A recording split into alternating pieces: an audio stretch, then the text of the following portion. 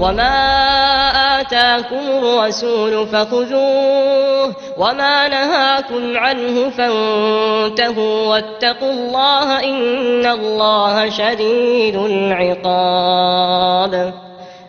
اور جو چیز تم کو پیغمبر صلی اللہ علیہ وآلہ وسلم دیں وہ لے لو، اور جس سے منع کریں اس سے باز رہو، اور اللہ سے ڈرتے رہو، بے شک اللہ سخت عذاب دینے والا ہے۔ اللہ کی وحدانیت پر ایمان کی فضیلت۔ عن ابی ذر رضی اللہ عنہ قال اتيت النبي صلى الله عليه وسلم وعليه ثوب أبيض وهو نائم، ثم أتيته وقد استيقظ فقال ما من عبد قال لا إله إلا الله ثم مات على ذلك إلا دخل الجنة، قلت وإن زنى وإن سرق؟ قال وإن زنى وإن سرق، قلت وإن زنى وإن سرق؟ قال وإن زنى وإن سرق، قلت وإن زنى وإن سرق؟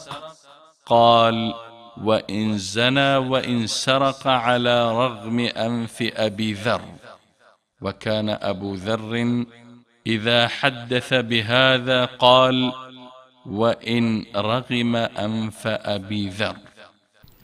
صحیح بخاری حدیث نمبر 5827، صحیح مسلم حدیث نمبر 154۔ حضرت ابو ذر رضی اللہ تعالی عنہ نے بیان کیا کہ نبی اکرم صلی اللہ علیہ وسلم کی خدمت میں حاضر ہوا تو جسم مبارک پر سفید کپڑا تھا اور آپ سو رہے تھے، پھر دوبارہ حاضر ہوا تو آپ بیدار ہو چکے تھے۔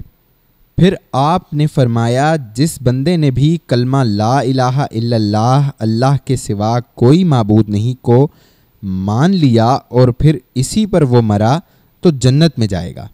میں نے عرض کیا چاہے اس نے زنا کیا ہو چاہے اس نے چوری کی ہو؟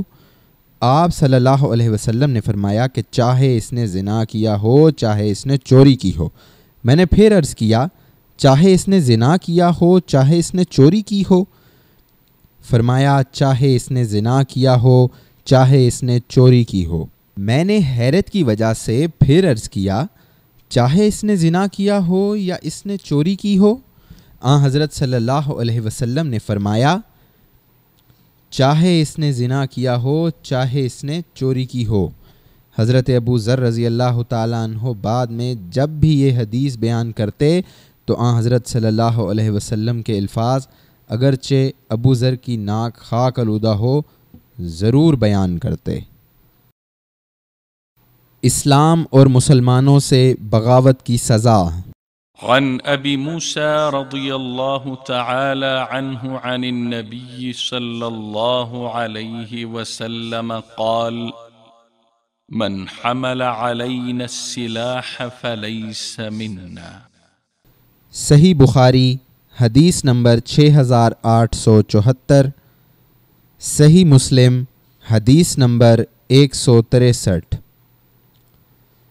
حضرت ابو موسیٰ رضی اللہ تعالیٰ عنہ نے بیان کیا کہ نبی اکرم صلی اللہ علیہ وسلم نے فرمایا جس نے ہم مسلمانوں پر ہتھیار اٹھایا وہ ہم سے نہیں ہے۔